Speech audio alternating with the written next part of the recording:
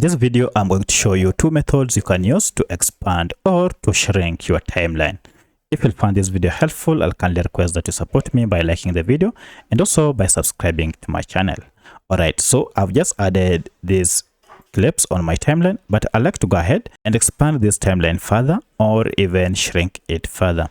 Now, in the first method, you can just use this scale here. If you go ahead and click on minus, you can see it will shrink your timeline, and if you go ahead and click on plus, it will expand your timeline.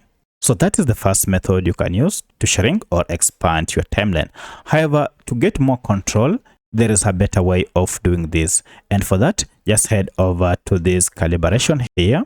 This is the calibration timeline, and once you see this double-sided arrow, go ahead and move it forth and back to expand or to shrink your timeline, and look at that, this will shrink or expand all of your tracks at once. So that's how you can expand or shrink timelines in Filmora.